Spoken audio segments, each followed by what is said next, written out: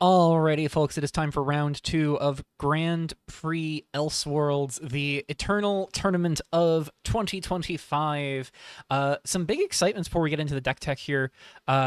First big announcement is that the next set rotating into the format, Solistaire, has been formally announced. I am hard at work on the set review as of this recording. So hard at work, in fact, that as of recording round two, I have not uploaded my round one match or even my deck tech. So I really do need to get on that. But yeah, we've got Solistaire set review coming soon with that rotating into the format as of January 1st of 2026. The other big bit of excitement was the announcement today, as of recording this match, that Eternal is not going away for another year at the end of this month. We're going to begin Eternal exhibitions in the second month of every season as a little side tournament alongside the main GP, provided there are enough players. Eternal Excursions, unclaimed at the end of this month, will remain unclaimed rather than being revealed to all players, and can instead be earned during these Eternal exhibitions every February, June, and October, I believe.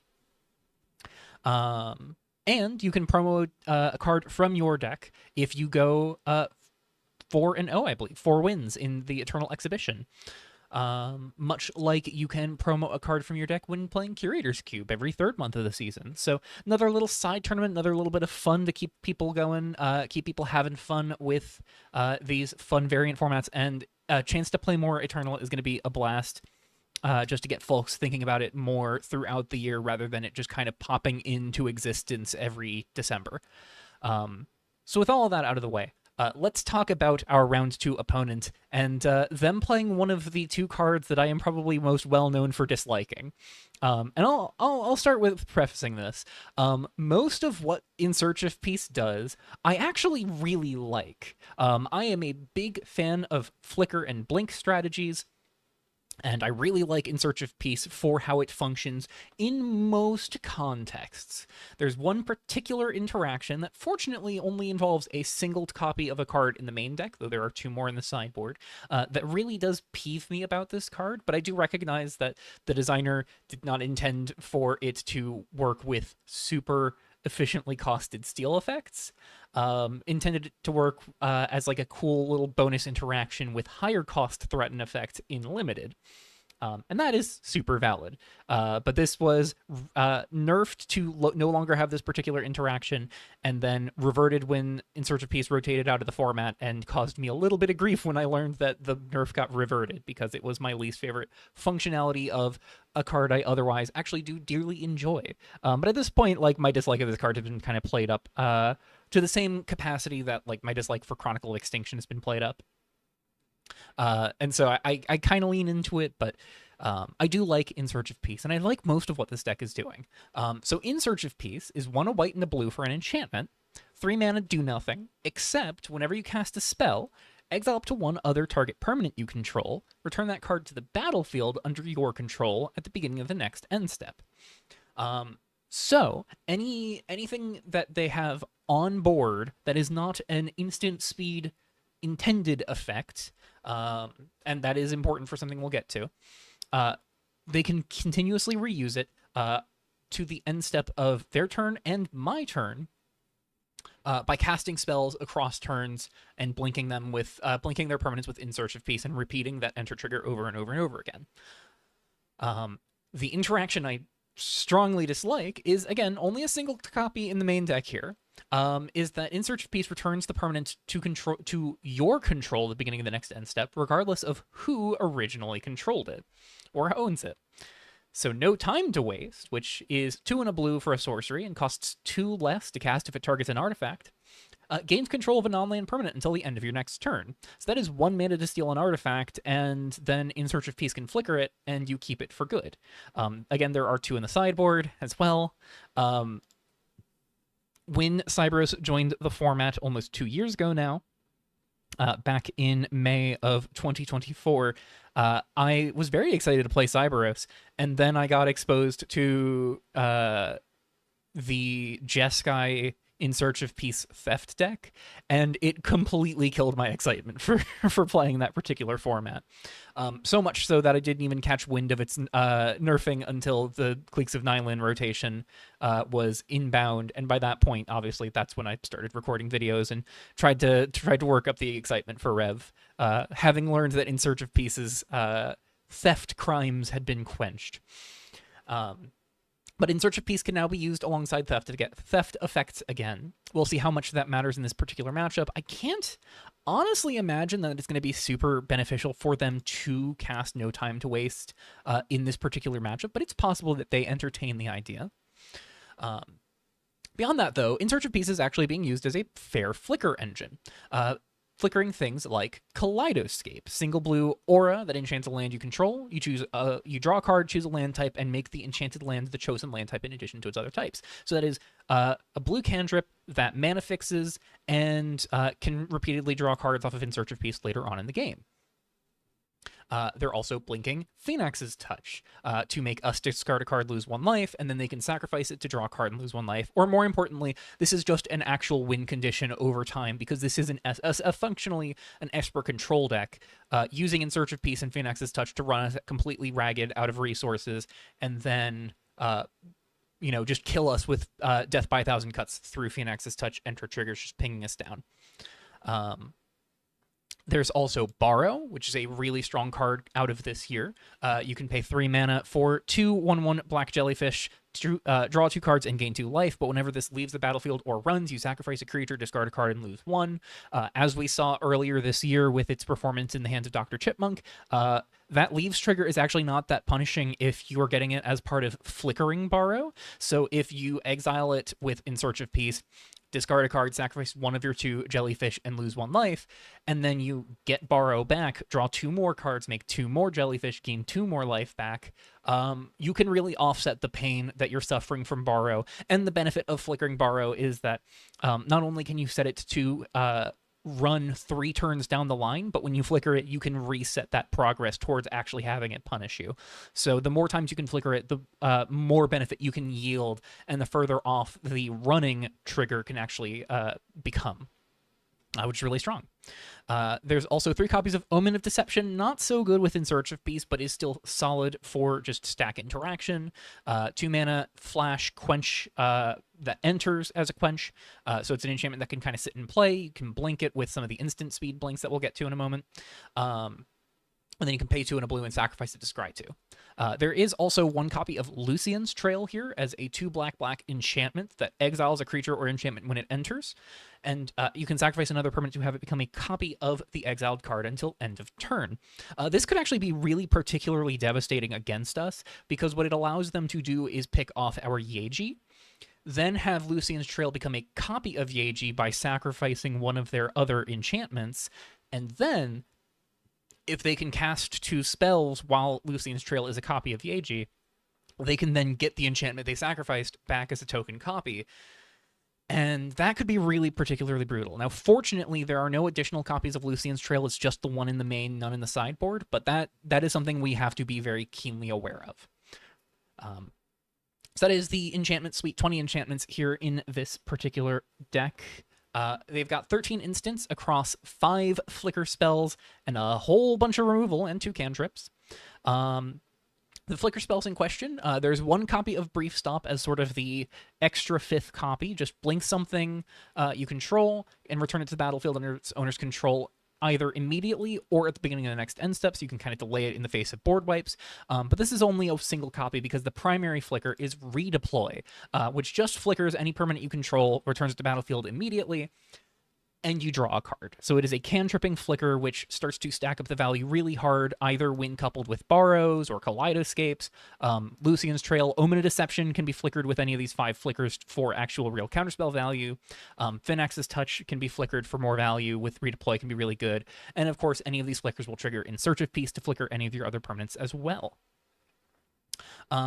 Also worth noting for holding up interaction is that In Search of Peace can flicker out your lands and return them untapped. So they can kind of tap out for things. If they tap out for 2 spells, they can flicker 2 of their lands and then leave 2 mana untapped for either an Omen of Deception or a Redeploy to target their Omen of Deception in response to one of our spells. They've got 6 removal spells with 1 Twilight Ambush, destroys a creature with power or toughness 2 or less for 1 mana. 1 copy of Hang, that destroys a creature if you have permanent with mana value 3 or greater, or if the creature target has power 3 or less. Hang is going to kill just about anything in our deck in almost any circumstance. Twilight Ambush is going to kill a lot of the things in our deck, but not everything in that context. And then Hang gets corrupted by In Search of Peace as well as Borrow. And then 4 copies of Event Horizon, which just makes sense. This is a deck that gets to put a lot of permanents in play, so Event Horizon is going to start to hit some very high mana value permanents pretty reliably. This is just a card we're going to see a lot of against pretty much any white deck that we run into. And then 2 copies of Discern to round out the instant slot. 1 mana draw card, flashback for 2 and a blue. Not many decks actually running Discern in this field that I much less than I was expecting, but this is just 1 mana, trigger In Search of Peace and draw a card, and you get a spell in your graveyard to trigger In Search of Peace again later on, and it all is at instant speed, so you can do this with In Search of Peace at on your opponent's turn. Finally, 1 copy of Minera the Wayward. 4 mana, 3 loyalty planeswalker that can also blink enchantments and creatures. Return it to the owner's control at the beginning of the next upkeep, so they can kind of just give our creature summoning sickness if they want, or blink a token out of existence, or they can just blink their enchantments with Minera as well. -2 exiles a creature until target non-land permanent they control leaves the battlefield. So if they have something they don't want to flicker, they can tuck one of our creatures under it functionally as a banishing light. And then -4 is you may put a permanent card with mana value 3 or less from graveyard or hand onto the battlefield. So a little bit of recursion in that regard as well. 3 loyalty starting off, so can't quite do the -4, but ticks up pretty quickly to that -4 and is just a reasonable planeswalker in the meantime. And then finally, 2 copies of Dreamfall, because we're not going to get away with a matchup where we don't have to face down a board wipe. 4 mana, destroy all creatures, or tap all creature target player controls and stun them functionally. Mana base is nothing too splashy. At least 2 of each basic with a 3rd planes. 4 Primal Fissure. 2 of each shock. 3 Stark Expanse. 2 of each of the other shocks. 3 creature lands across 2 100-handed pillars and 1 Ephemeral Mire. The blue ones in particular just seem really good here, thanks to the playset of Kaleidoscape, as well as In Search of Peace and Omen of Deception, all sitting on blue Devotion. And then 1 each Dubious Path and Downtown Theater to give a bit of extra untapped black mana, prioritizing an early Thanax's Touch. So, that is the opponent's main. We have a moment here waiting for the opponent still, so let's talk about the sideboard. Opponent's got 4 artifacts across 2 Golden Bloom of the Silence, 2 Crucible of the Burning Sun, not too shocking there. Another board wipe in Clash at Orith Cross, though not one that can be easily flickered. Another piece of Graveyard Hate in Clash at the Shaded Maw, which can be good alongside Crucible or even over Crucible, depending. 3 copies of Renowned Rough Rider that I imagine will come in to just gum up the board and keep us from rushing them down as quickly. 1 copy of Tyrell Agenda, which can pretty easily count all 3 conditions across just 2 permanents in play to recur an enchantment, instant, and planeswalker, or enchant instant creature pretty easily. And even without the creature or planeswalker mode, like they've only got 1 planeswalker in the main and 3 creatures in the sideboard. So even just rebuying an instant and an enchantment seems pretty reasonable for this particular deck as a one of. 2 copies of Twilight Ambush to go with the one in the main. I imagine they will bring in these Twilight Ambushes as well. 1 copy of Veto, and then the 2 extra copies of No Time to Waste. This is definitely one of those cards. In Search of Peace plus No Time to Waste is definitely one of those interactions that I describe as being strong for the sake of getting tilt equity on me. So I would not be surprised to see my opponent go up on No Time to Waste, but being purely logical on how this matchup looks to me, I think I am favored if my opponent chooses to go up on No Time to Waste, because this is 3 mana to functionally just tap down an attacker for a turn. Unless they can blink it with In Search of Peace, but I think they have to have a lot of things going well for them to have No Time to Waste and In Search of Peace. So our goal is just to kill them. We'll see how well that goes, and we'll be right back as we jump into Game 1. All right, we're in Game 1, and unfortunately I have lost the die roll by half. Opponent's going to be on the play here. Just going to toss that over to them. I mean, this is a 3-lander. This is specifically a 3-lander that gets to go turn 2 Pressure and Ghoul, turn 3 Primal Fisher, double trigger Pressure and Ghoul, fire off a Half-Heart's Claim. And if the opponent goes for a Phoenix's Touch, I will gladly pitch a Yaeji to that early on.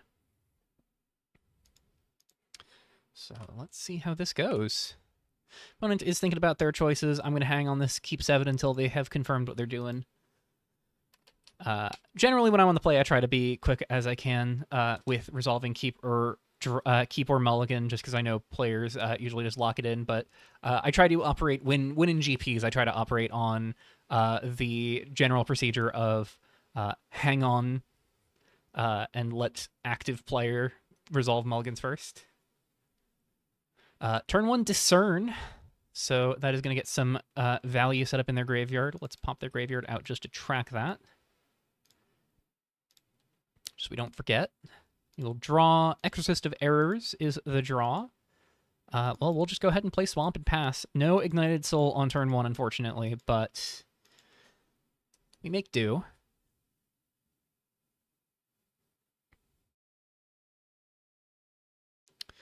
Could anticipate seeing a Kaleidoscape here. If a Kaleidoscape comes down, I may fire off the Exorcist of Errors just while I know that there's time. We see Stark Expanse, Shocked In. Interesting. They are going to pay 1 for a Phoenix's Touch. I think it is still in my best interest. I think it's still in my best interest to pitch Yaeji. This is really not good while my graveyard's empty. Granted, I will be able to set up Primal Fisher, but I don't want to curve Yaeji out on turn 3 anyways. So, yeah, we're going to pitch Yaeji here.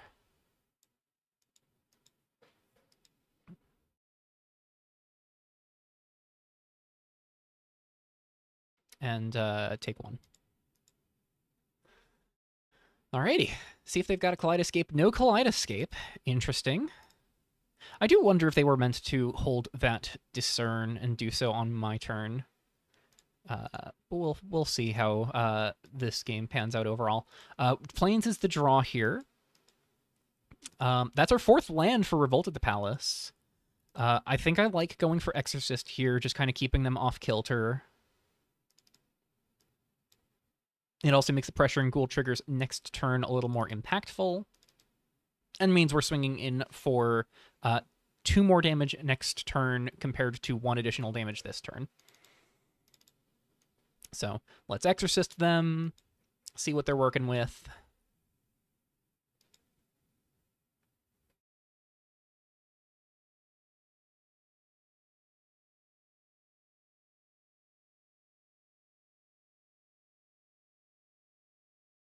Opponent is going to be thinking for a second here. I'm trying to think what I would prioritize most. So Event Horizon gets revealed here. Dreamfall gets revealed here. That's the piles.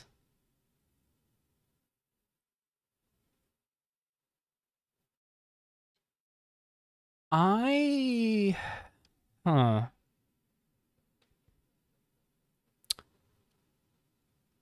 I could just take Dreamfall, force them to burn Event Horizon to get it back.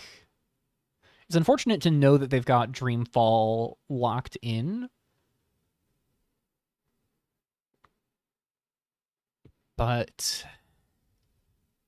I do think Event Horizon, you know, does present an issue with us going for Pressure and Ghoul next turn.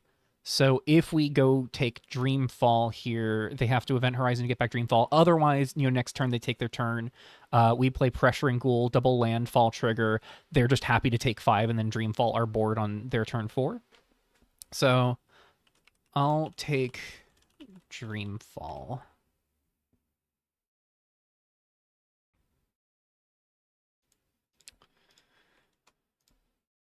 Alrighty.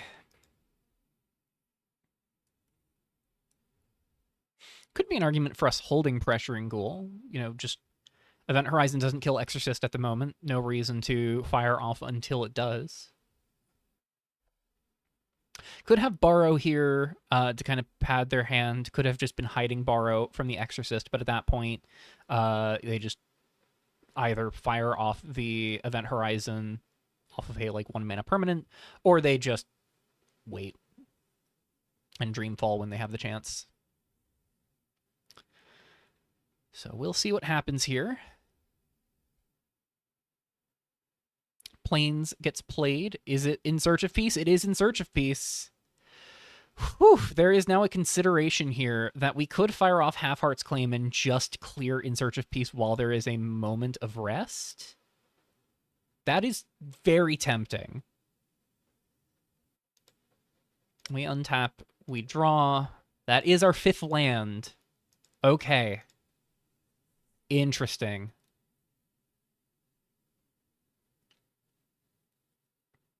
All right.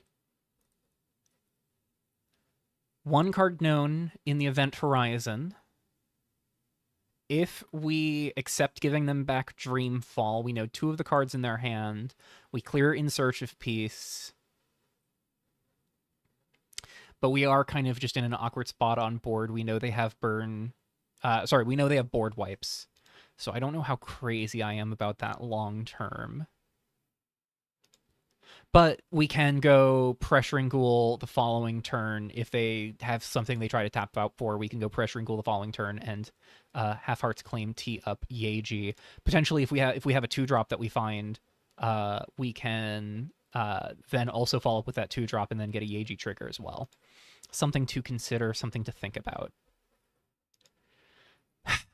I think it is in my best interest to get rid of this value while I have a moment, before their removal spells start also shredding our hand. So, yeah. It's going to be Half Heart's Claim.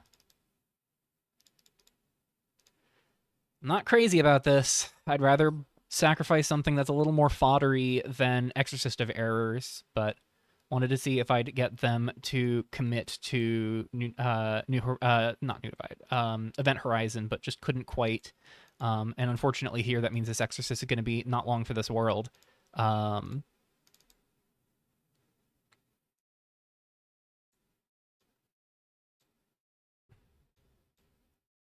Yeah, so I'm trading Exorcist for the In Search of Peace.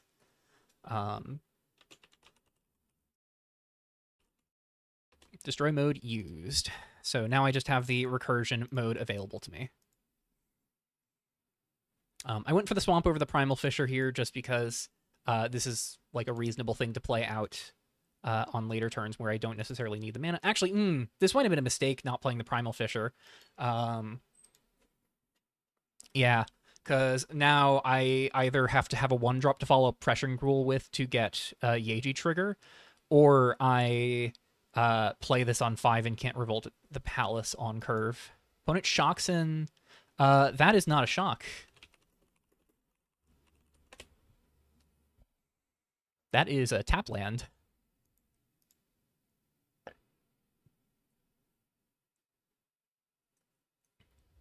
Interesting.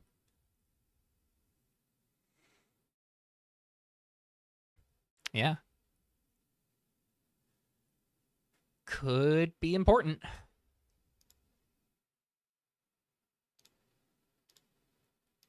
We untap, we draw. Thorn in Trial is really big. Oh. Well, I think we have to Thorn in Trial now.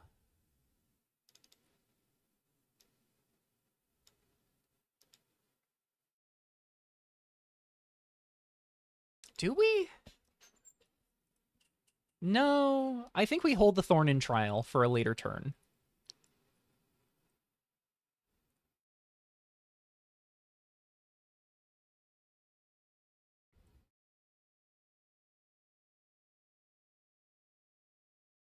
Here's what we're going to do.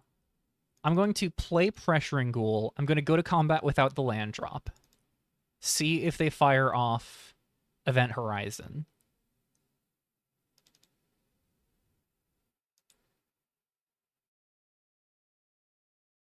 Oh, Ghoul on the stack. Because they could also just respond and play a counterspell. They say it's okay. Let's go to combat.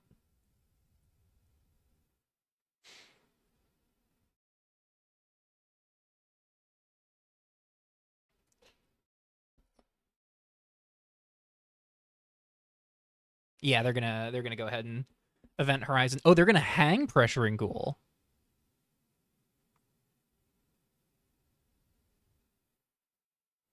All right, Ghoul down. Let's just play Primal Fissure tapped rather than the Thorn and Trial, because we know there's 2 removal spells in hand and 1 unknown.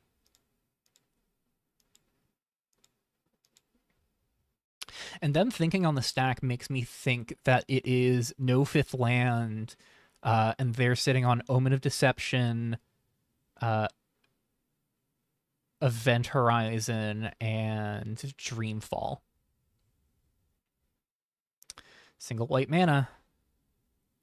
That's 2. They're sacrificing Fenax's Touch. Doing this before playing their land makes me think they do not have the 5th land. They might have drawn it here. I think I might be right about the cards that they had in hand. Now they have an Ephemeral an Enigmatic Fen. My apologies. Untap. Upkeep. I will crack Primal Fissure. Let's go get that Plains. I'm a little hesitant to try and run out this Revolt of the Palace, though. We could have held the Primal Fissure as well to try and get back Pressuring Ghoul, but I think I'm just better off thinning my library here. Desolate Peak is the draw. Okay.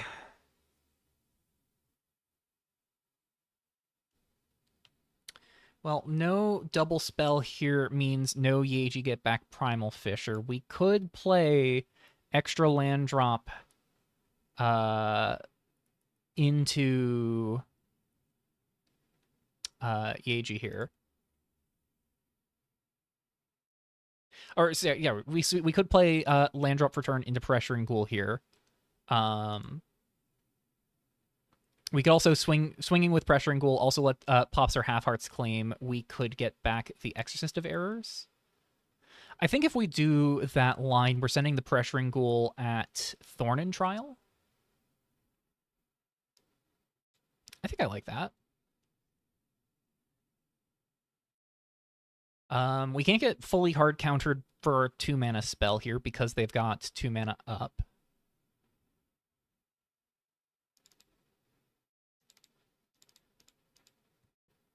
So Omen of Deception only represents taxing our 2 available mana, which is fine if they decide that they want to try and deny us a Yaeji trigger, but little do they know we don't really have one.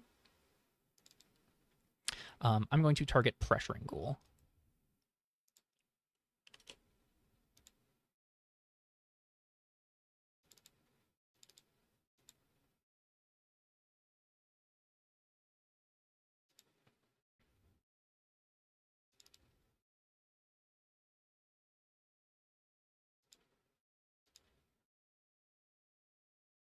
Okay, they're choosing to give me a counter on the Pressuring Ghoul.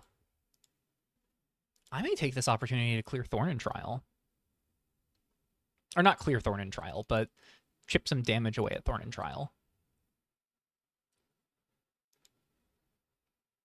Move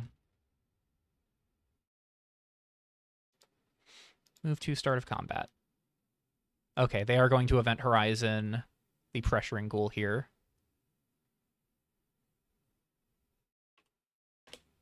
Okay, so this is now exiled, but we still have Half Heart's Claim rolling. We still have Thorn and Trial in play. I think I'm going to cycle Desolate Path, see what we draw. Another Desolate Path is the land off of that. So that's both Desolate Paths out of the way, at least. Unfortunate. But we have seen the Event Horizon here. We know they're still holding on to Dreamfall. 2 unknowns. We've got to assume that is Dreamfall and Omen of Deception here. They have drawn the 6th land.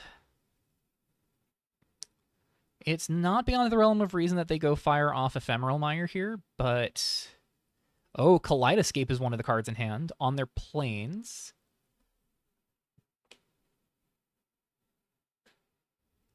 Interesting.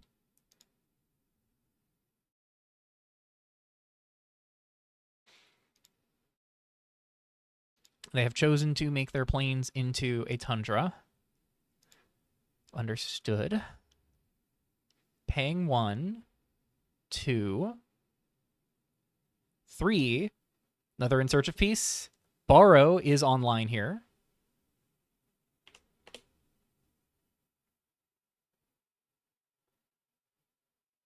That's going to be a problem.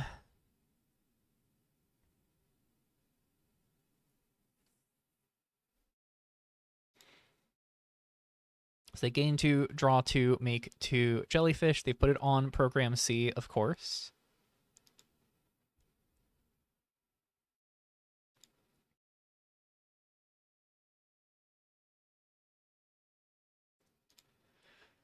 Alrighty. Well, we untap. We draw another Yaeji.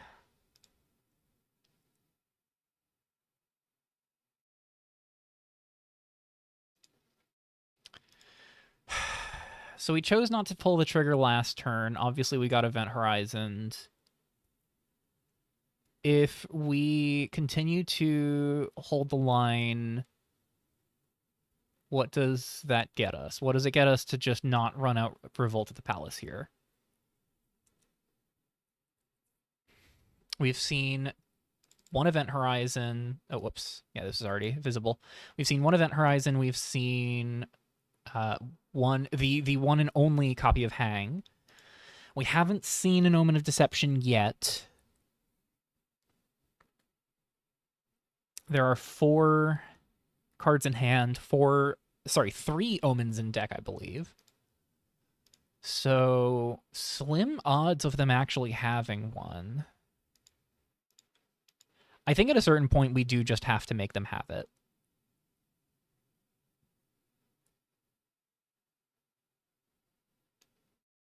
I'm not quite sure what they're doing. Oh, they're using this to track what program they're on. Okay. Okay, this is tricky. It's a good deck that they're on. Maybe it was wrong to clear the In Search of Peace, but I just don't love the idea of them shredding our hand apart for free.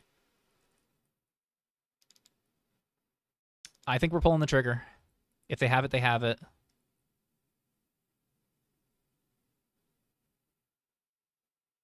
They say okay.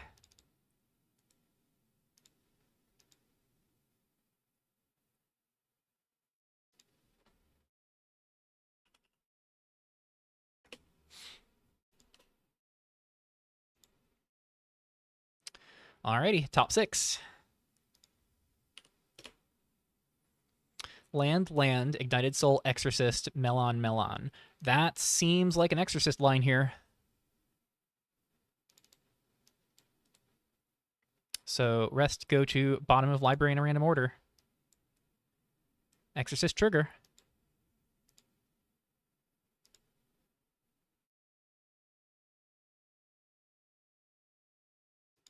We know about the Dreamfall. I had suspicions that they were on Omen of Deception, but I'm no longer suspicious of that. I may hold this Desolate Path. It's probably worth it just because I can go Yaeji into 3-drop if I draw a 3-drop.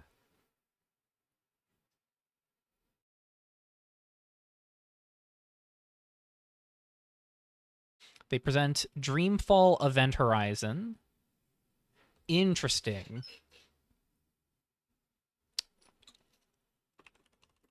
I'll take Event Horizon here. Holding on, hitting enter. So taking Event Horizon here forces them to just swing in with their jellyfish and then burn their jellyfish. But if that's what they do with their turn, they only have 2 mana up, and I have a Revolt the Palace ticking up. They neither of us are currently at 5 permanents. If they can get a 5th permanent, then they can Event Horizon the Revolt of the Palace. Or they can just Event Horizon Exorcist to like clear any pressure, clear the Half Heart's Claim. I want to make them spend their 4 mana on Dreamfall here. I will take Event Horizon. No need to take a peek at the unknown cards in hand. I think we're just clear on this. I am going to run out the Desolate Path here. If they make me discard, they make me discard. I can live with that.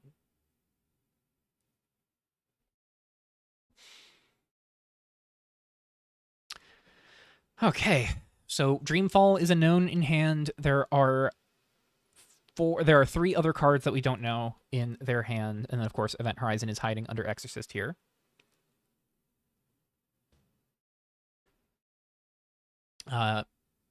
Very possible that they just swing in with their Jellyfish and then pull the trigger on trading for Exorcist of Errors here, but that does mean that they have no creatures on board for their Borrows to force them to sacrifice anyways.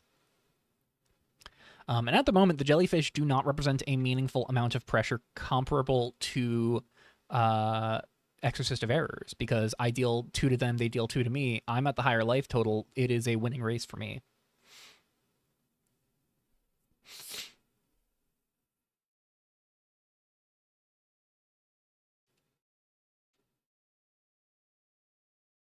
They are going to go to combat and swing for 2.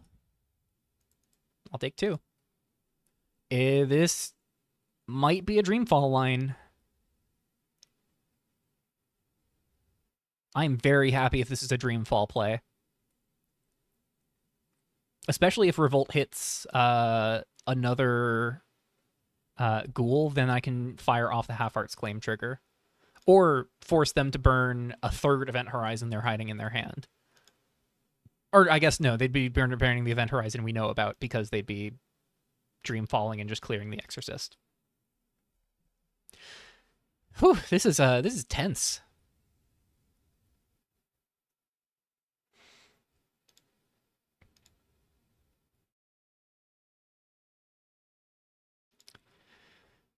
Opponent plays a 7th land and passes. Interesting.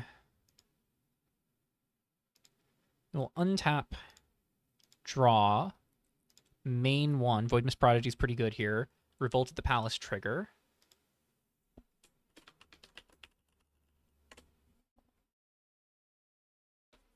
See if they have any responses. They say, yeah. View top 6. That is another Exorcist of Errors or a Thorn in Trial for the Exorcist in our graveyard. I think that both of these look really nice. I like Thorn of Trial for the Exorcist in the graveyard. Ooh, Half Heart's Claim is also pretty good. Oh, or Unburnt Maiden. Unburnt Maiden's a little awkward into their board wipe right now, but Half Heart's Claim and Exorcist and Thorn and Trial are all interesting. I like. Yeah, I like getting Thorn and Trial here, or Half Heart's Claim. I think it's going to be Half Heart's Claim because I already have a Thorn and Trial to attack if I want to. The extra Thorn and Trial doesn't really do anything for me. The extra Half Heart's Claim represents another 3 points of damage to them, some more padding to my life total, more danger to them letting me go through combat phases, and represents another removal spell as well. And does also ask the question, like, are you going to pull off a removal spell on Exorcist before I attack, or do I get the Half Heart's Claim triggers?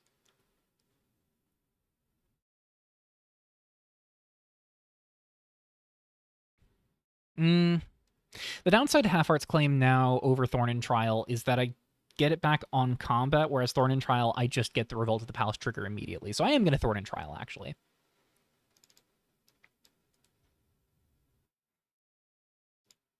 Ship rest to bottom.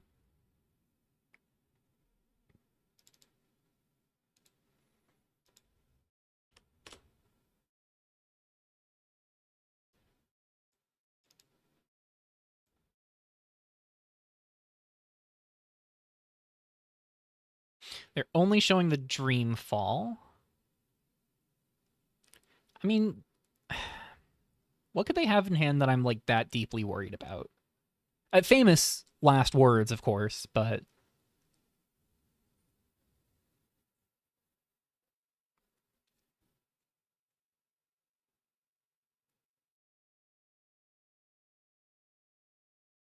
I am going to take Dreamfall.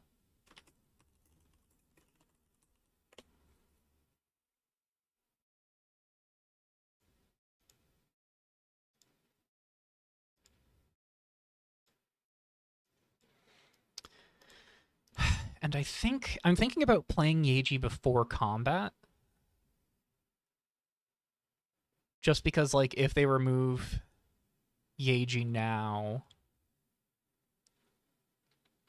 What's the reason? What's the reason to do that?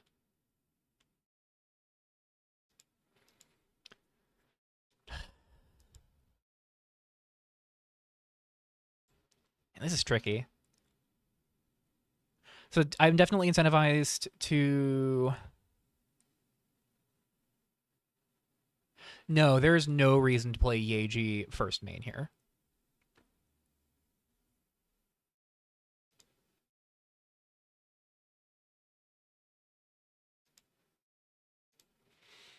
See if they have a response.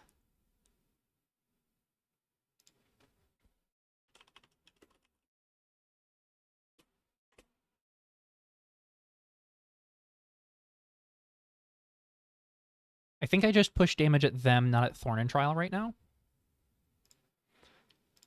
We're going to swing in with Exorcist, get back Yaeji.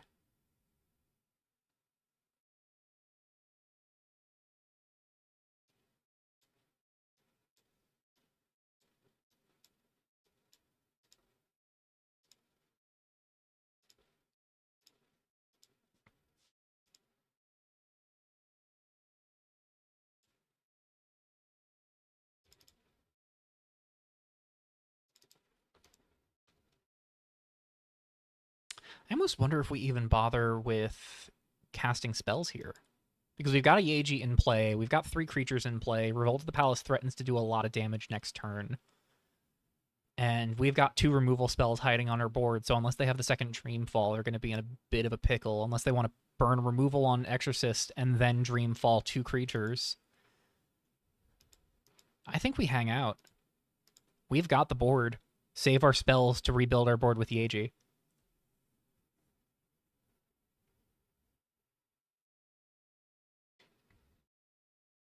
And of course, we hold this Void Mist Prodigy. If we hit a second spell, we can Yaeji get another Void Mist Prodigy next turn. Represent even more damage.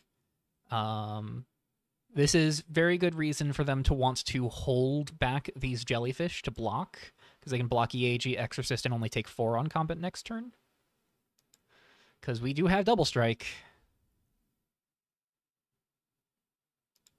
But yeah, it's like we could Yaeji like play Prodigy second Yaeji. Oh, opponent has disconnected for a moment here. But we could play Prodigy second Yaeji and just get back the Half Hearts claim, deal 6 to them, and get the second claim rolling. But I think we're just best off hanging out. So is the strength of our deck's particular resilience in action here.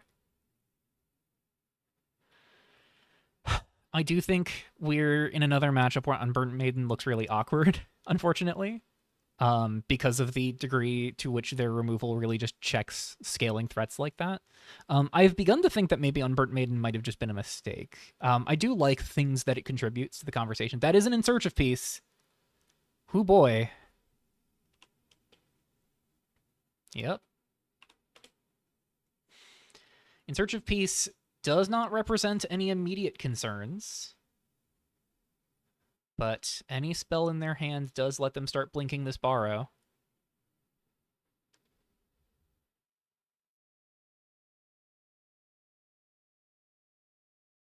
Well, actually, if they blink Borrow with the first spell in their hand, they go down to an empty hand, and we know that they're just in whatever they draw from Borrow for now. Is it possible that they value the extra blocker from Borrow enough to be willing to discard a card? That's 3 mana. No way it's second In Search of Peace.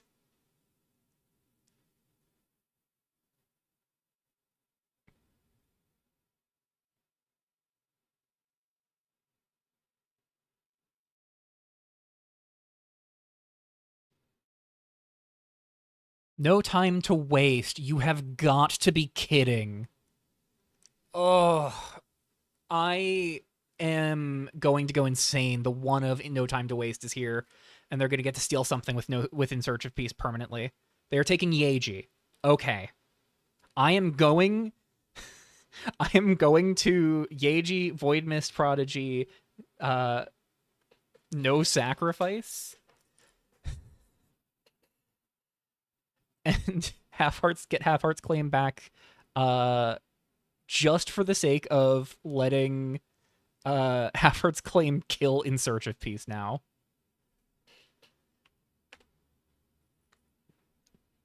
Good lord.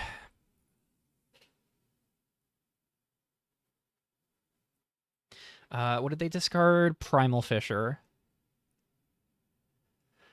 I hate No Time to Waste. And it's like, this is a card that I don't particularly mind on its own either. It is this combo that like really gets under my gears. Or they say you will get it back until the end of your next turn.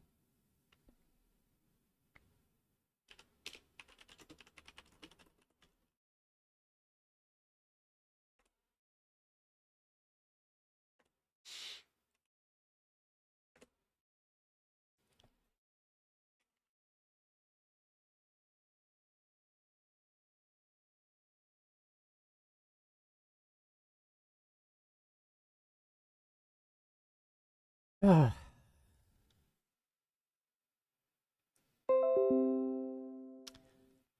computer has its own laments.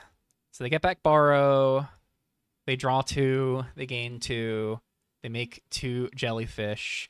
They get a Yaeji trigger next turn. So actually, oh my god, I hate No Time to Waste plus In Search of Peace so much. They can either blink away our Yaeji to just keep it forever.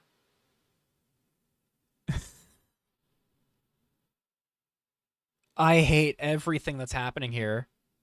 We were in such a comfortable spot. Glauna Decadent Demon. I might just pull the trigger on Glauna and get rid of our own Yaeji here. That feels awful, but I think there is no better option. Main 1. Trigger at Revolt of the Palace. Set annotation DS till EOT.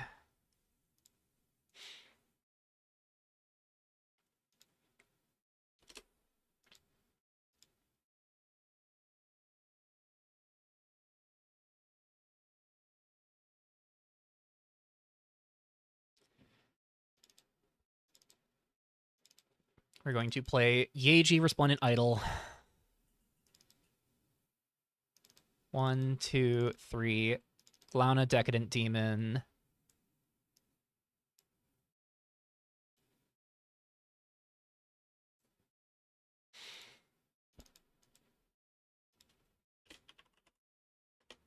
Say token, Glauna.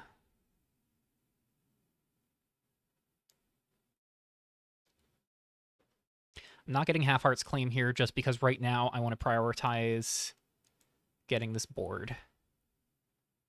Counter to 1. Kill my own Yaeji. I'm not letting you get Yaeji value.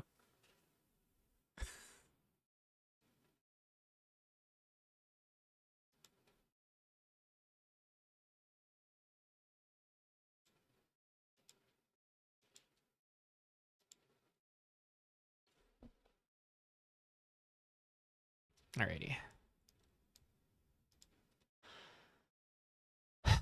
We go to combat. I am tempted to send it Thorn and Trial, but I think we just send it them.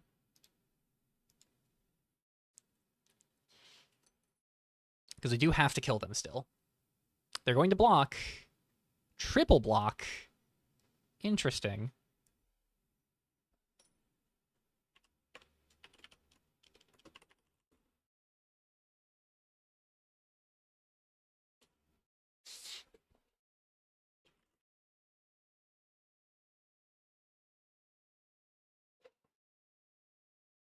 Yup. We get in for 4. Opponent missed the double strike until end of turn. I did make the annotation for a reason, so. Whew.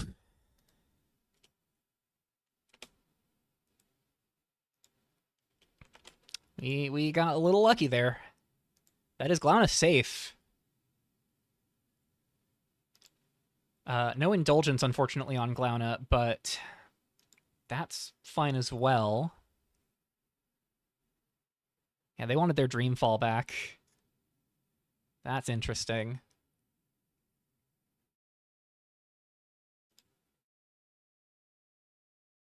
So they're on to subroutine program C. 2 turns until Borrow runs, but In Search of Peace is just going to make it run sooner. And of course, the reality is if they do kill the Dreamfall Exorcist there, they get to send one at Glauna, Dreamfall, Flicker, Borrow. They lose their creature anyways. So this was going to cost them their whole board, but we just get to keep our board in the process because of little sneaky misplay that we get to benefit from. I'm going to hold this Primal Fisher for the foreseeable forever. This is now just crack this in case of pressuring Ghoul. Because we've got how many basics left? We've got 2 basics left? Goodness gracious. Second In Search of Peace. Oh my goodness. This is going to get real rough. At the very least, them flickering our things is over. They're going to flicker Kaleidoscape. Yeah, the worst of it has passed. No Time to Waste is out of here. I would be interested to see if they... Oh, no, they're just going to pass here. Interesting. So we have seen no copies of Brief Stop or Redeploy. We've seen 2 Event Horizons because we've got 1 hanging out. The 1 copy of Hang has been used. One of the 2 Discerns, so the other's in the graveyard. Twilight Ambush is hanging out as well. So they have Discern up is the big thing, is that like they don't have to commit to anything, they just are holding Discern. We draw land, Gates to the Underworld, not that special, but...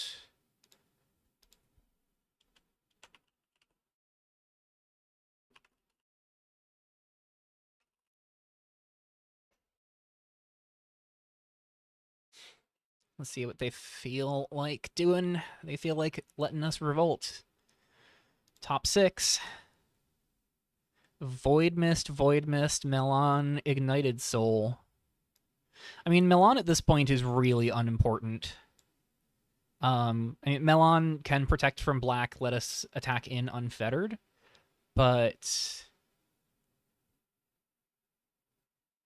I think Void Mist for just chip damage is better.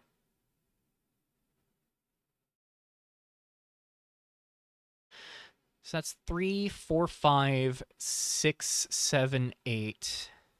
Ephemeral Mire blocking requires 1, 2, 3, 4. Okay, they just have to spend 2 mana.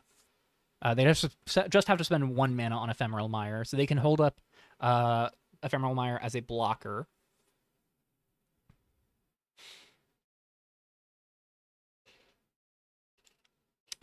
If they do that, we get in for 5, 6, 7, 8, 9, 10, 11. That is lethal without revealing the card in our hand. Void Mist Prodigy.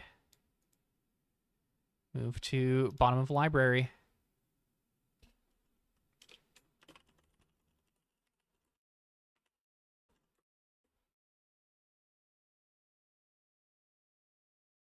No responses to Void Mist trigger. Pop it. We will Lightning Helix, yeah. I wonder if we just get the Half-Hearts claim here, actually. Yeah? I don't mind Half-Hearts claim at all.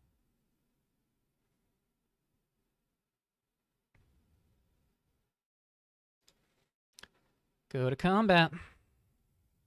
If they have nothing before we attack. Oh, they have response to start of combat. What you got? If you're going to animate Ephemeral Mire, they're going to redeploy.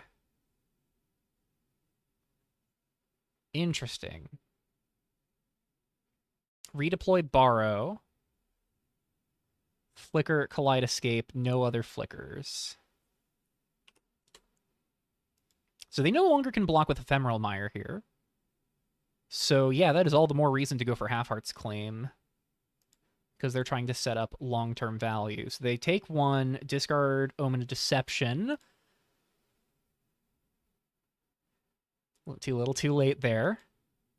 This does let them draw 3. So they could find a removal spell for Yaeji here. They would need one of the remaining 2 Event Horizons because Twilight Ambush isn't going to cut it.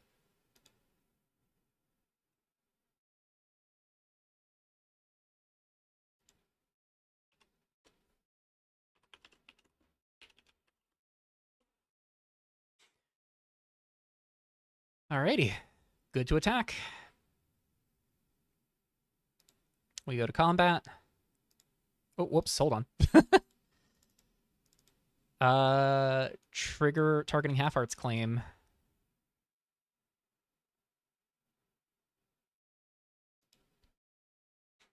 We get a token copy of Half-Heart's Claim.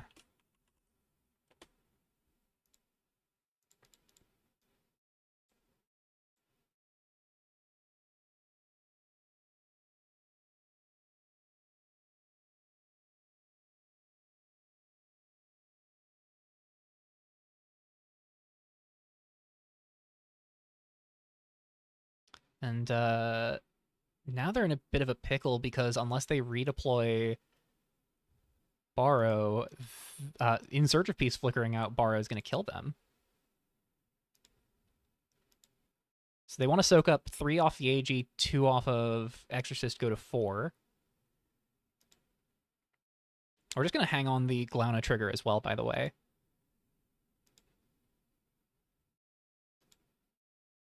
If I had a second spell here instead of this Gates to the Underworld, man.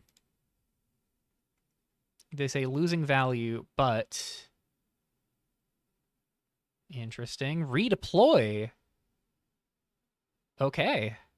They're going to flicker Borrow again. No flicker on In Search of Peace. So they're going to take 1, make another 2 Jellyfish. Do they triple block the Yaeji here?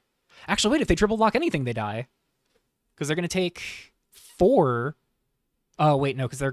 no, wait, yeah, they're only going to have 3. If they triple block Yaeji, everything that they block with just dies. But now, if they're angling for the Dreamfall out, it's not going to cut it.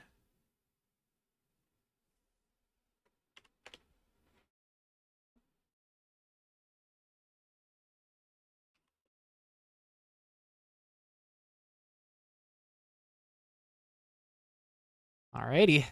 3 in front of Dreamfall, I have to assume. If this is not block all, then I think if they don't block... Oh, are they blocking all? Chump all. All right. All right, in that case, we're just going to hold this Void Mist Prodigy. I think we're going to hold this Gates to the Underworld as well. No. Here's what we're going to do. Main 2. Thinking. Did they draw... Oh, did you draw off of redeploy? I don't...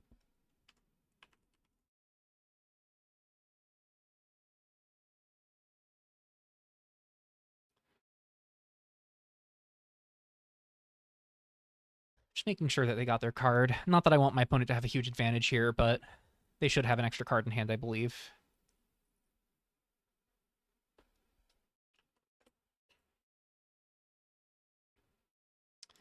Alrighty. So what's the advantage? The advantage to holding Gates to the Underworld is I have insurance in case they have Finax's Touch. Because they have drawn a lot of cards. And they have a lot of mana.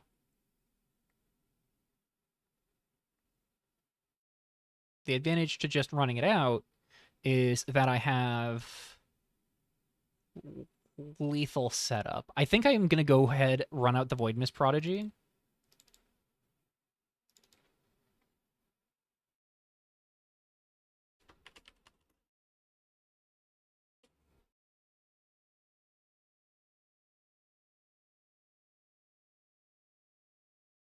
And we're just going to run out the gates of the Underworld.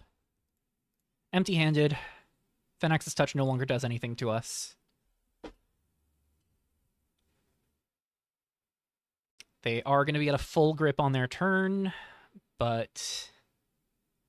Oh, and this had an end step trigger. Sorry, this should be at 2. Because I definitely gained at least 3 life that turn. But yeah, they have... we have a pretty solid situation here of just... If they make a borrow token... If they blink borrow and can't blink it twice, God, this is so awful in terms of just the amount of math being done here. We have 6 damage off of attacks. Kaleidoscape here.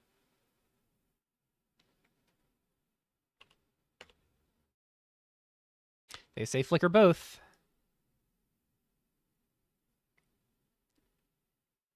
They take 1, discard a card. Imagine if they have another Omen, it's going to be that. They pitch a land instead, Lucent Base and gone. Kaleidoscape on a land. This deck is obscenely strong. Really good at grinding. Look how many cards deep they are compared to us. Like, the one advantage we have is they don't really kill that quickly, so... yeah, borrow is really their win condition for the most part. I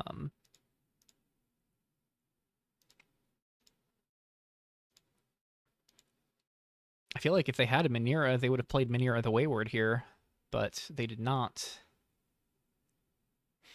Imagine if I could just bolt them at instant speed here. The downside of playing my burn outside of red.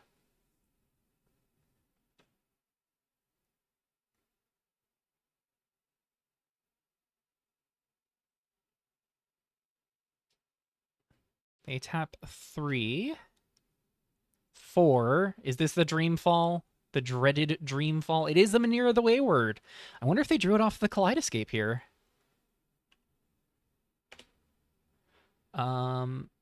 They can use this to tee up the event horizon, to free up the event horizon with Manira. But that's not a real plan. Because if you free up Event Horizon off of Manira, then I get Yaeji trigger off of Animating Gates, fire off Glauna, kill Manira. They're going to free up Dreamfall.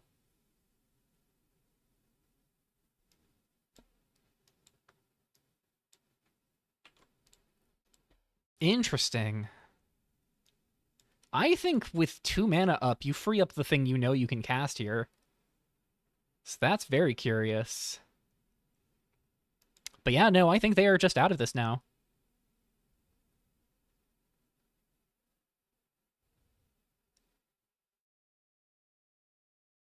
Unless there's something I'm missing. Oh, if they're tapping mana, then we are super in.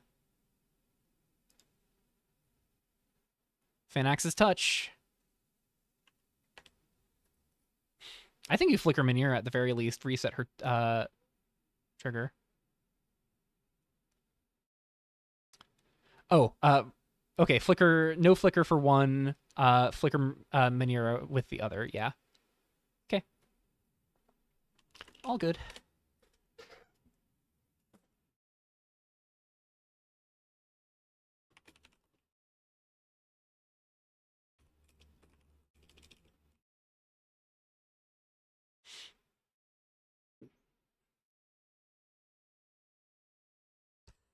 I feel validated for going for the Gates of the Underworld Void Mist Prodigy line. Just running that all out there. But yeah, they're down to 1 mana up. Um, they draw 4 at the end step, and it means absolutely nothing. Uh,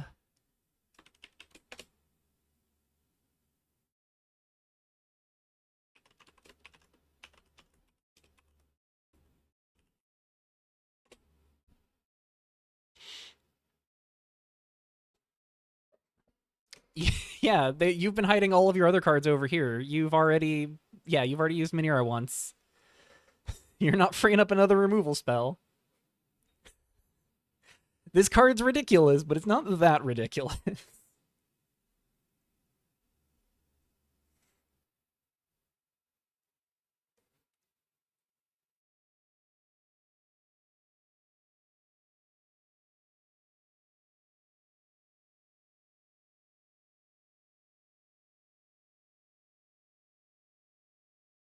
Alrighty.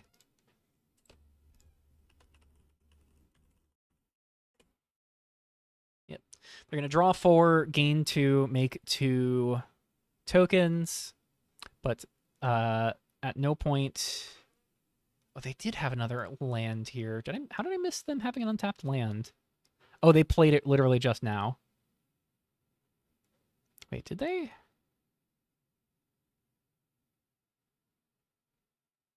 Okay, yeah, they played it before going to end step. So they do have 2 mana up.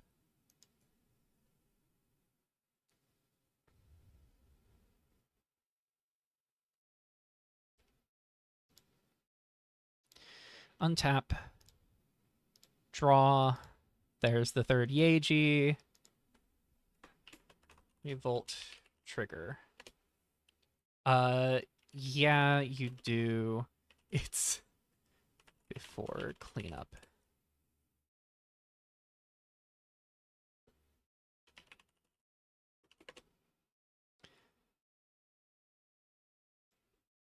All right, they say it happens. You top 6. Wow, we have seen so many cards from our library with Revolt of the Palace. There's our second Revolt finally. The Void Mist Prodigy is just funny. Kind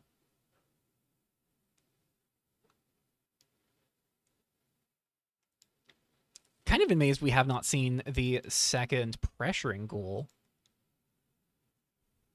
Yeah, we will get Void Mist Prodigy. Rest to bottom.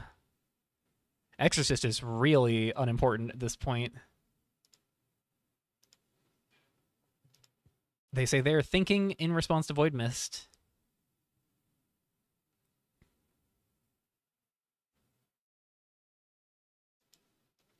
Yeah.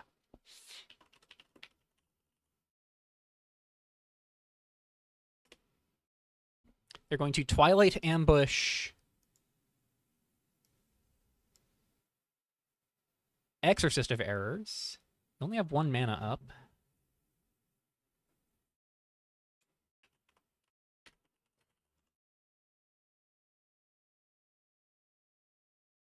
They're flickering both Kaleidoscapes.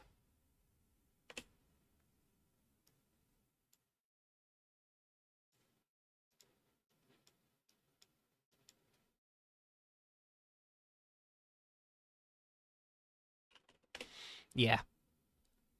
They saw it. Whew, that was a tough game 1. We have been in this lobby for a while. That is just game 1. My goodness. All right. I love Looming Psyhawk here. Just does so much meaningful stuff to them. I love Event Horizon here. I don't love Let Them Eat Cake. How much do I care about with Absentia? Doesn't check any of their 3 mana permanents. I don't like Absentia. And we'll see if I feel like Justiciar Overseer is relevant or necessary. Unburnt Maiden is out for sure. Roll to the Palace carried weight there for sure. That did so much work. That was amazing performance on Revolt's part. I think I could actually get away with going down a copy of Glauna, possibly even 2, just because they have so few things for me to target with Glauna's down tick.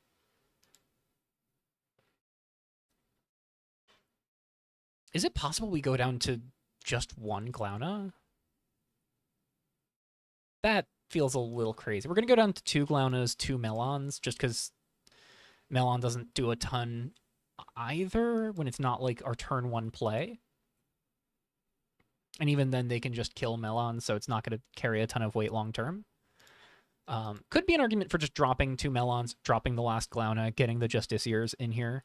But I'm not super crazy about getting a ton of 1 toughness creatures in the air, just because their tokens do kill Justiciar pretty comfortably. Yeah, we're gonna rock it like that. No Justiciars. We're just gonna run the New Horizons. We're gonna run the Glaunas. We're gonna run the 2 Glaunas. Sorry, not New Horizons, Event Horizons, and the Looming Scyhawks. 4 lands here. Dormant Temple, Stark Expanse. We got Pressuring Ghoul, Voidmist Prodigy, Half Art's Claim. I think that's going to be a keep for me.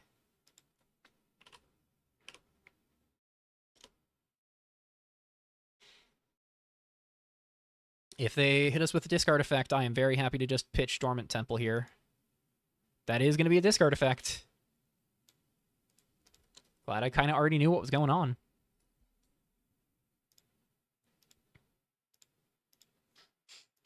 Hello, Desolate Path. We will play Stark Expanse, tapped, and pass. Now I'm kind of cool to just pitch New Divide if we get hit with another discard effect, because I'm going to play Desolate Path on 2 and run out a Pressuring Ghoul. Primal Fissure from them. Plains as land for turn. I wonder if they brought in Clash of the Shaded Maw. They're going to redeploy one of their... they're going to redeploy Finax's Touch. All right, well, I did say I'd get rid of the New Divide. Sure enough. We untap and draw. Stark Expanse. Well, I'm glad I'm pitching these lands, because the deck has decided that's what we're drawing. Desolate Path as land for turn. Pressuring Ghoul. Get in for 1.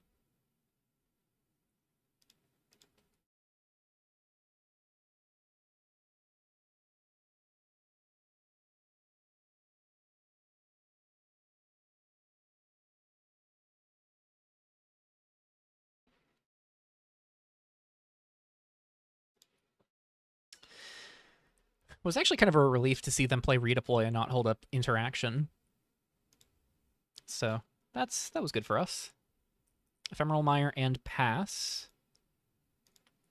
We will untap, draw another Voidmist Prodigy. Yeah, they're just saying counter. Oh, yeah. Yeah, it's only on my lands.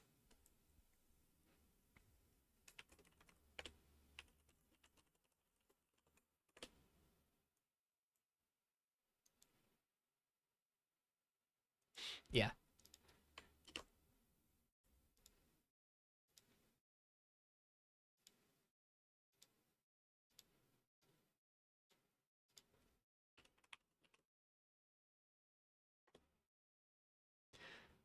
Yep, they're gonna just say all good on that, so that is gonna be a 3/3 in the air. Let's go get a swamp.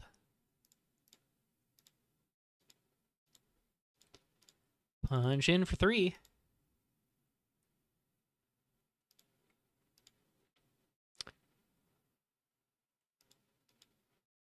Do I care about getting something countered by Omen of Deception here?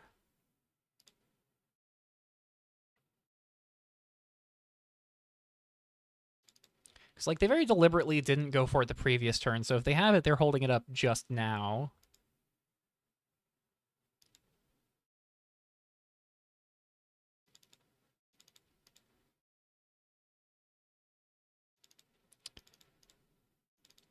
Let's just go for a Voidmist Prodigy, see if they pull the trigger.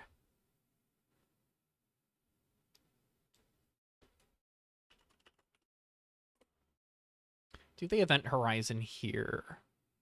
All right. Well, no need to worry about it.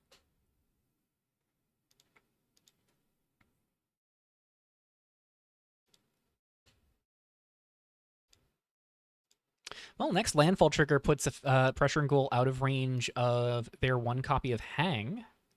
And they're down to 11 with not a whole lot going on. Now, Borrow does buy them a lot of time. Primal Fissure tapped. No time to waste. You board it in, you're no time to waste. Doesn't untap it, at least.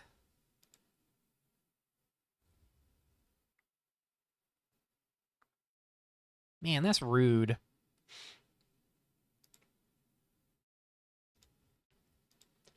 Untap, draw. What is happening? Stark Expanse tapped. Half Heart's Claim.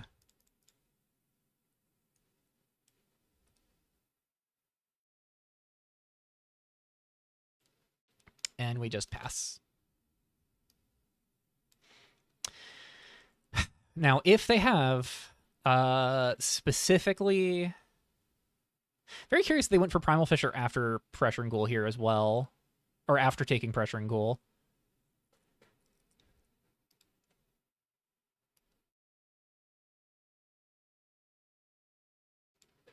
Man, I'm going to be so upset if that No Time to Waste wins them this game.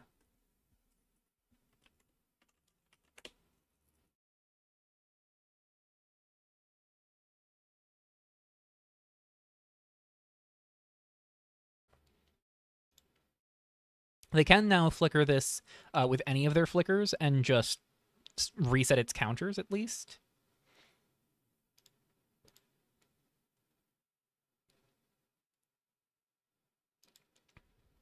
But otherwise, like, if their plan was to In Search of Peace, I'm honestly not sure how much I agree with trying to landfall ticket up rapidly.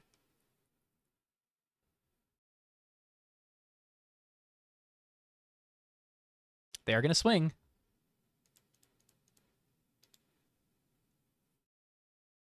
I'm going to be so upset if there's an In Search of Peace here. Come on. Come on, no. Don't be thinking about In Search of Peace here. There's no justice in this universe. There is zero justice in this universe.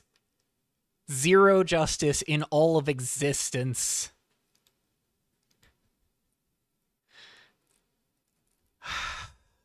I mentioned there's tilt equity here. Oh my god. I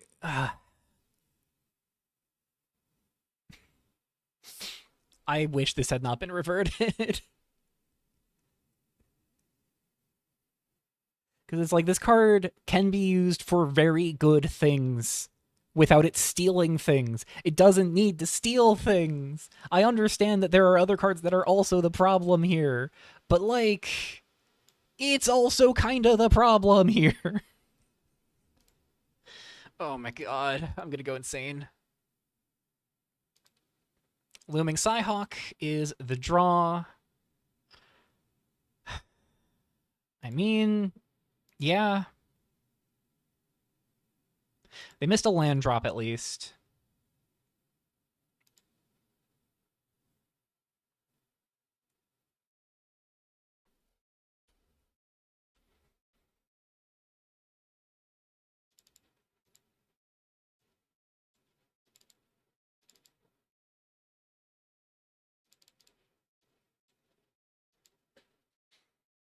I'm just going to hold the Psyhawk because if they go for a borrow and flicker at the Phalanx's touch, I'm going to be very happy.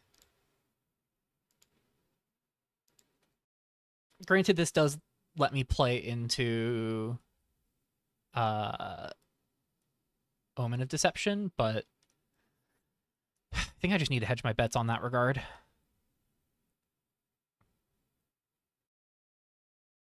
I'd rather let them commit to a potential mistake.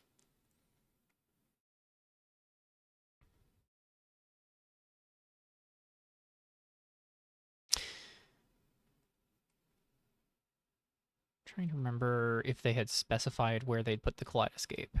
They do have a borrow.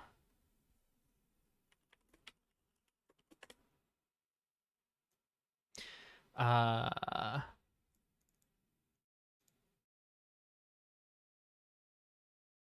they not hitting Kaleidoscape?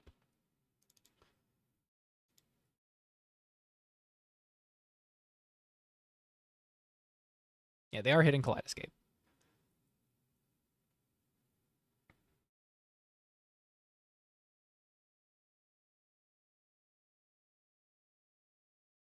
So they do enter triggers on the stack. Yeah, they have removal.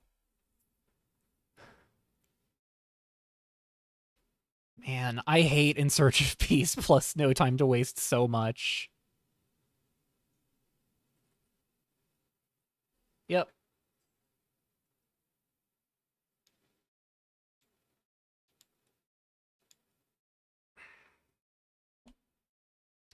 Yeah, and so this game went from being really good for us to just so profoundly over.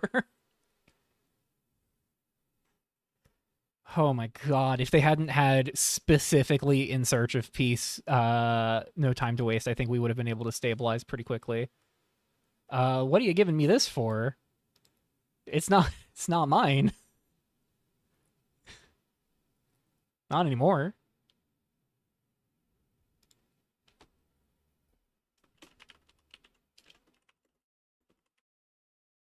Oh, they're sacrificing it. Okay.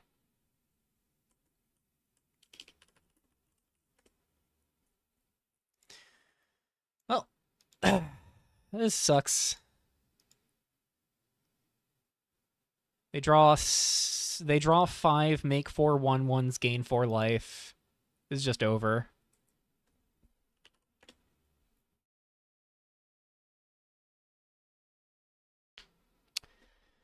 Yeah, this is rough.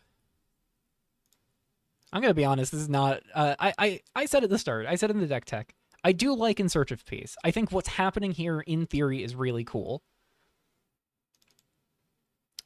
I think this card and this card, there should be a court order prohibiting these cards from existing within 50 feet of each other. Over time, I'm increasingly growing not so happy about Borrow existing. Because it is kind of one of those things where it's like, in theory, this is a really cool, really value-oriented card. And at the same time, the more I engage with this card, the more it just kind of lands to me that, like, this is not a card that ever does anything even remotely wholesome. This, like, the downside on this card is flavor text for this card saying, like, half of the cards in your deck now come with, like, draw 2 cards, gain 2 life, make 2/1/1s, then sacrifice half of those things. But when you're just churning through your deck, getting a ton of value, who cares? And of course, In Search of Peace is exacerbating this in Eternal because you don't have to spend a real piece of cardboard on Flickering Borrow. You can just have that as a bonus for getting In Search of Peace. So Aesop Borrow is pretty unbelievably nasty. This is the card eroding my will to live. In Search of Peace, No Time to Waste is beyond infuriating to stare down. We could draw Revolt of the Palace. I'm gonna know him when I see him.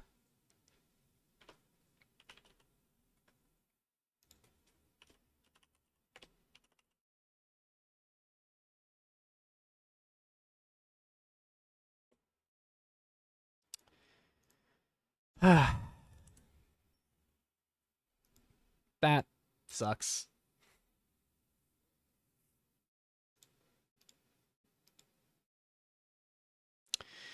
All right, we at least get to be on the play once.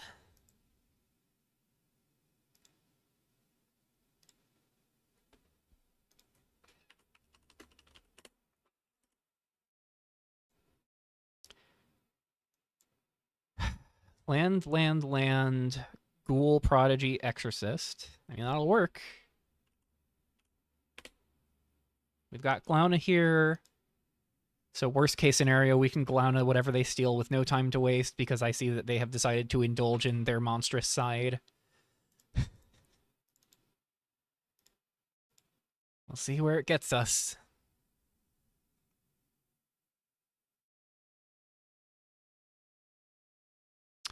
Creature land responded to by creature land. We're going to go Exorcist here.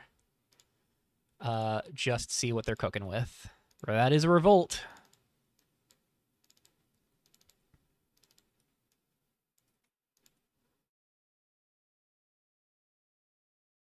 Show me what you got.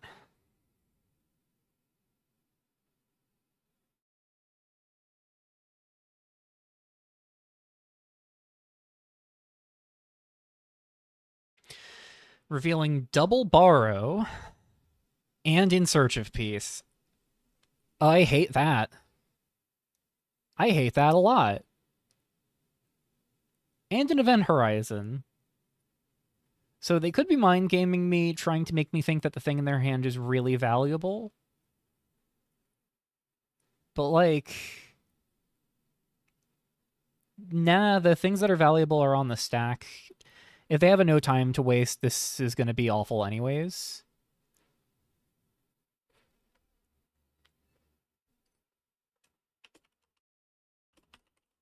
I'm taking the removal spell they're revealing here, and I'm just going to accept that they're going to have misery value for the rest of forever.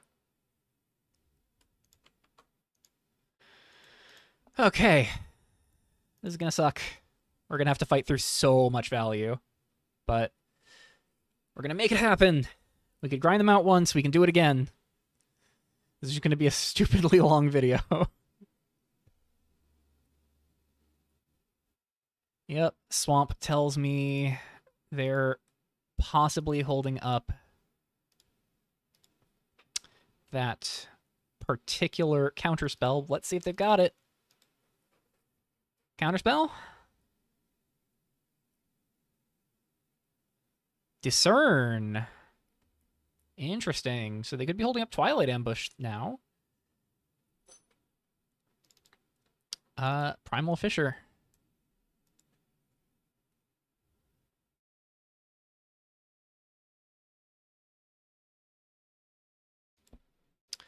Counter on Ghoul. They're going to go for Twilight Ambush on the Exorcist. Yeah. Crack Fissure, view library. Go find a plains. You get a counter. This is down. You get back Event Horizon.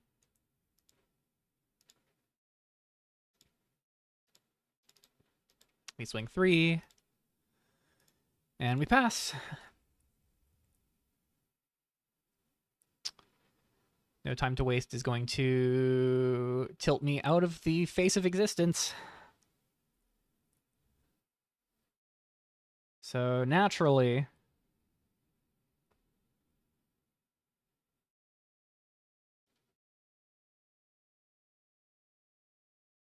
oh, I swear to God. Okay, it's borrow.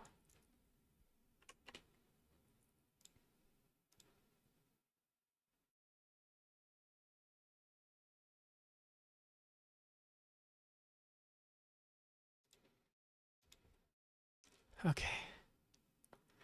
I get 2 jellyfish, gain 2 life, draw 2.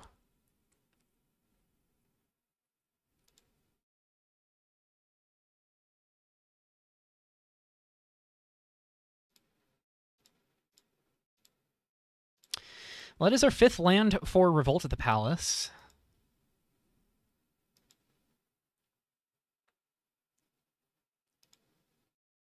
Is it weird that I kind of want to just run out Glauna as 3 mana, kill a jellyfish, deal 2 to you? That's not that insane, right? It feels pretty insane.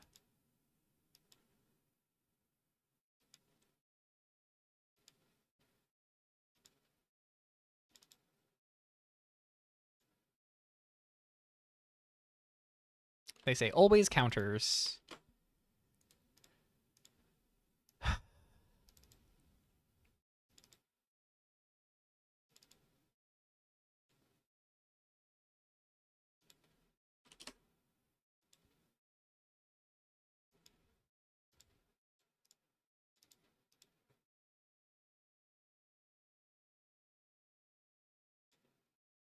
Yep, they're going to block with the jellyfish. I'm going to find no reason to kill a jellyfish when there's only one, because a borrow leaving kills the jellyfish anyways. I'm going to make an imp, because that forces jellyfish out of play to trade with it.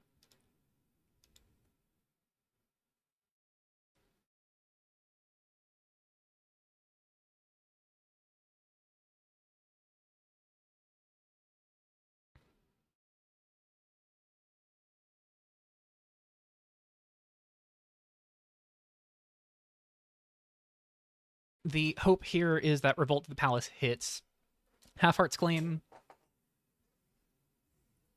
because if it hits Half Heart's Claim, we get to just summarily shut off. Not summarily, but if we hit Half Heart's Claim, we then get to chip in for 3 and get back Exorcist of Errors.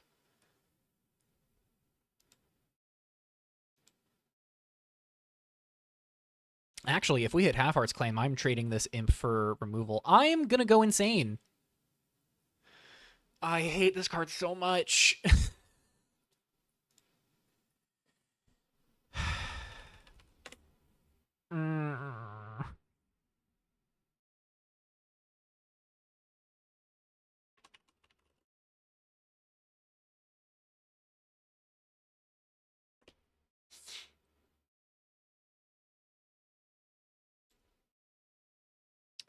I'm just asking if they're killing Ghoul because that just makes it easy. Oh, no, they are just going to take it. All right.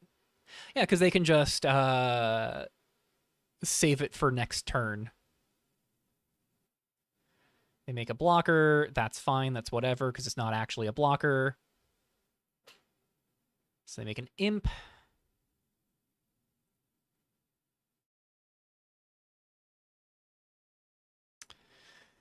Okay. I'm not entirely sure I agree with that line, but it does work out favorably for me because I get to keep my pressure in Ghoul. They say maybe I should have. Well, choices have been made. 100-handed pillars will eventually kill me. I'm going to crack New Divide on upkeep. It's awkward if I draw or hit pressuring. Actually, not awkward if I hit pressuring Ghoul off of Revolt, because by that point I'll have already done land drops.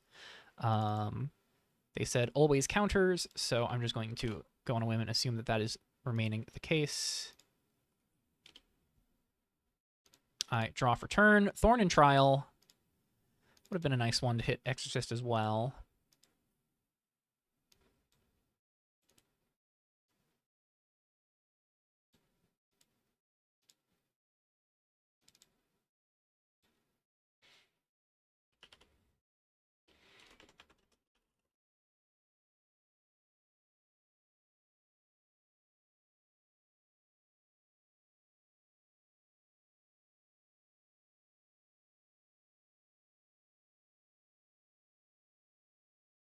If I hit another Glauna off the other Glauna off of Revolt of the Palace, I think I will actually Glauna down tick kill the jellyfish, because then I get in for 7 on them. Imp kills my Glauna, so they don't get to start eye-sopping it.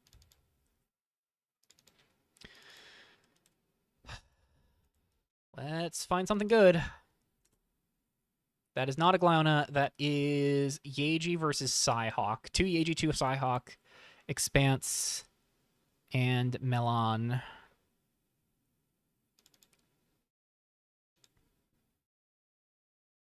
I'm going to get Psyhawk just because I think it's going to be very valuable to have something in play that is saying currently you cannot borrow stuff.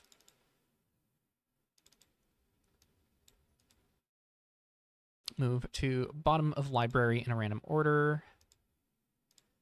And I am just going to... What's the punish if they just... Like, what's the incentive for them to keep Glauna around? Because they flicker Glauna, but they can't use it as removal immediately. I'm just psyching myself out, because, like, the last thing I want to do is experience them 1 mana, no time to waste after In Search of Peace, steal Psyhawk, blink borrow, and then I'm just so unbelievably cooked. This also gets Glauna in my graveyard for Thorn and Trial. I think I just need to make this play. I hate it, but it is the safest option for me. They could trade Jellyfish for Imp, but they're not going to.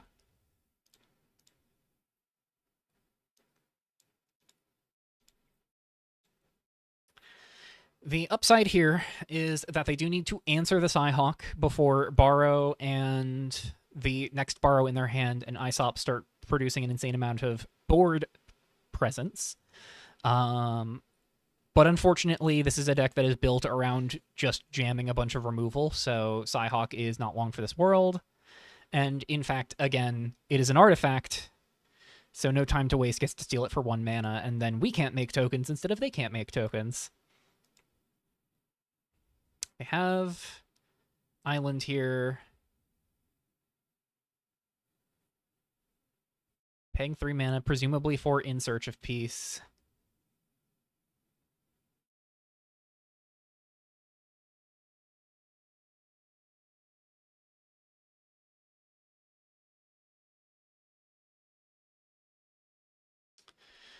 Nothing else played.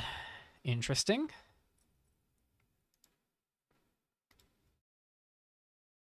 It's possible that they don't play anything else because they want to save no time to waste for Revolt of the Palace, at which point I'm gonna go Ballistic.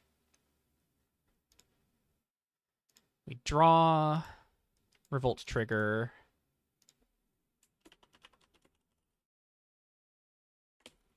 Half-Heart's Claim is nice.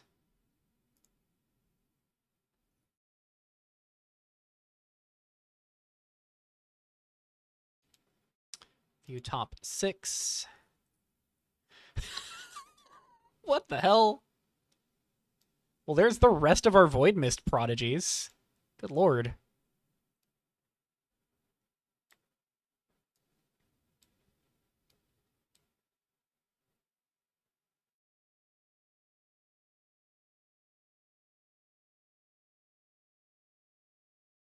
I'm half tempted to get Thorn and Trial here and just get back Glauna, so that way I can use the one in hand to get back Exorcist of Errors. But I think I'm better off in that regard getting the Void Mist Prodigy, using Thorn and Trial to get Glauna, Half-Heart's Claim to get Exorcist.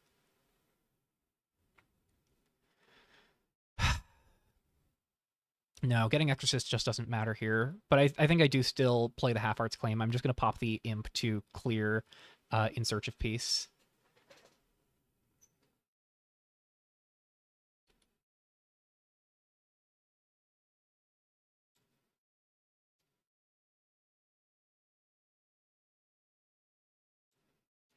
Bummer to be seeing Event Horizon go away.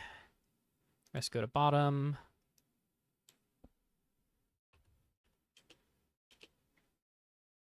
I'll sack Prodigy to itself.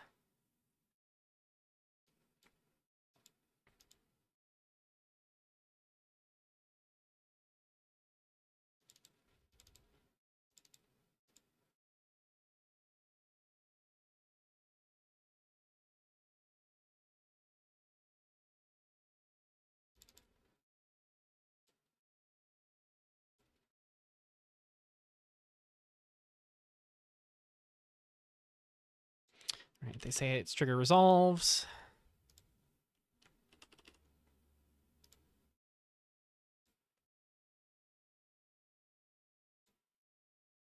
I'm going to kill the jellyfish, see how they feel.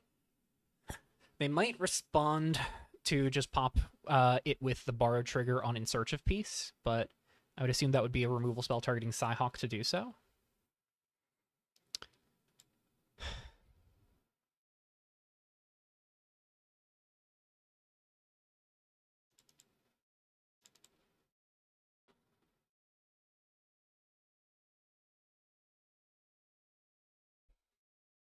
They say, gain 1, 2, 3. Do we have lethal? Oh, I think we have lethal. Wait, that's actually sick. Hang on a second. Did Psyhawk do its job?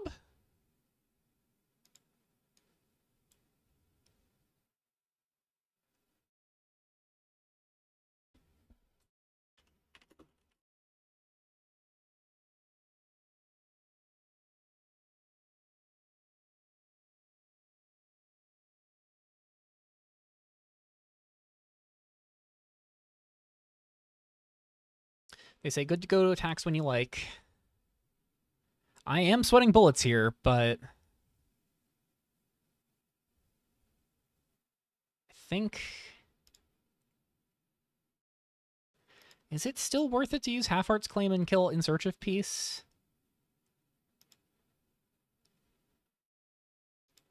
They said good to go to attacks.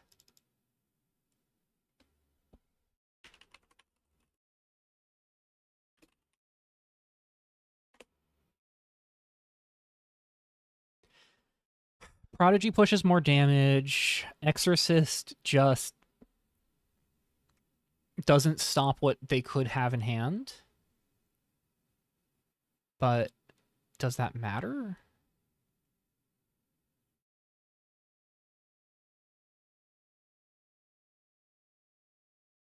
I think it's going to be get Prodigy.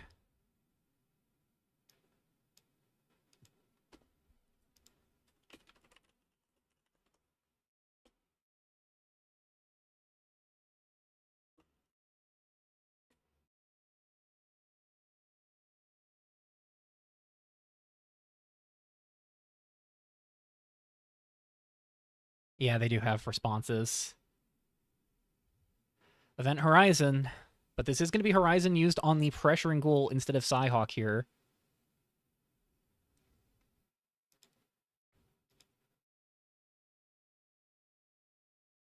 They are going to pop Borrow, take one, lose their token.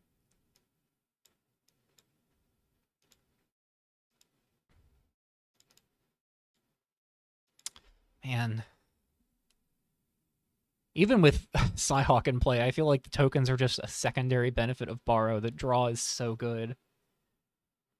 3-mana draw 2, gain 2 is just, especially when repeatable, like, downsides be damned. This is so good. Whew.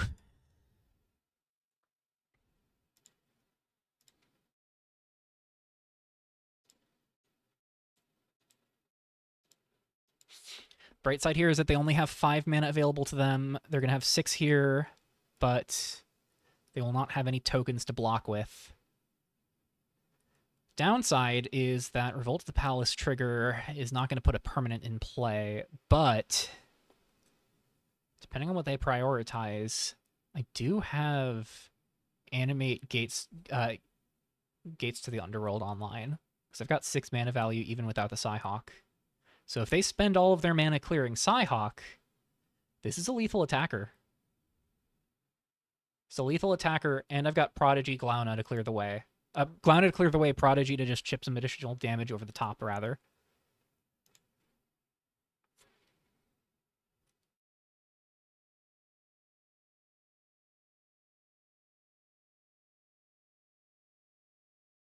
Hundred-Handed Pillars does not matter. 5 mana.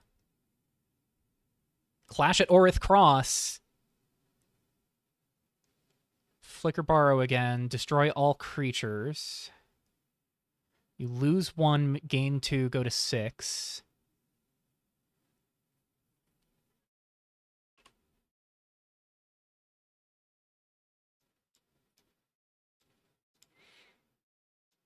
Okay, so that was the 1 clash out of sideboard.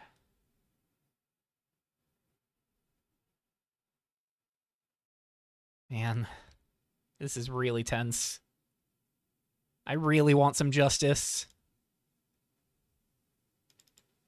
I've gotten No Time to Wasted twice. My opponent has consistently stayed ahead of me on cards because of In Search of Peace plus Borrow. I just want my hero. Did they discard? Yeah, they discarded another Stark Expanse.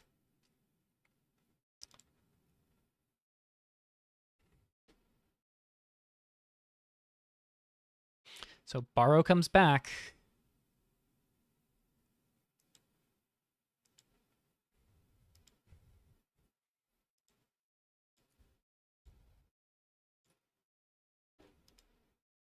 Untap. Upkeep. Draw. Event Horizon. Oh, my God.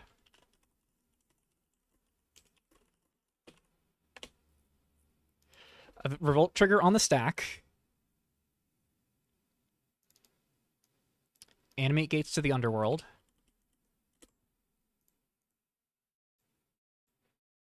Set annotation.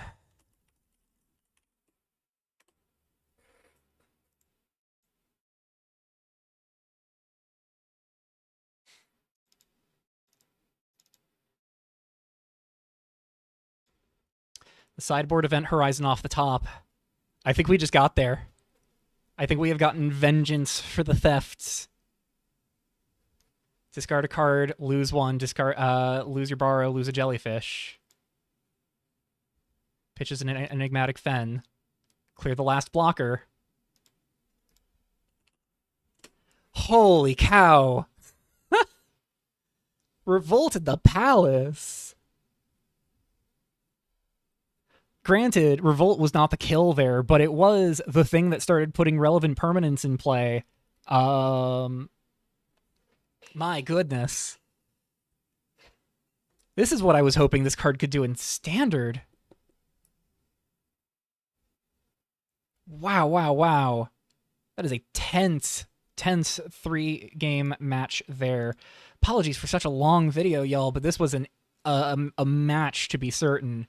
Well played on Tremor's part. Some awkward misplays there, definitely giving me some favor, but I definitely needed every inch I could take. Yeah, this is definitely a matchup I have no desire to replay, but certainly it's one that there's no guarantee I'll be able to avoid moving forward, because there are 3 other In Search of Peace players in the field, and they are all doing well, and half of them are on an even more messed up version of this deck with an A+B Laboratory Maniac kill, so we'll see if I have to play against any of that next time around, or at all before the end of this tournament. If my luck goes my way, this is the only time I have to stare down In Search of Peace, though, so we'll see how things line up in future matches. This has been a doozy of a match, and I think I need a moment to rest and gather my senses before I return to set reviewing. So, as always, if you all enjoyed this and want to check out Revolution for yourself, be sure to check out the links in the description below. If you care to check out Rev Eternal, we now have Eternal exhibitions every February, June, and October, so look forward to those as well, because this is not the only month we'll be doing Eternal tournaments on from now on. And yeah, this has been a blast in the ways in which it was a blast, and in the ways in which it wasn't. It sure was In Search of Peace doing the thing I hate In Search of Peace for. Well, maybe something will change. You never know. Till then, till next time, I'll see y'all in the Revolution chat. Bye-bye.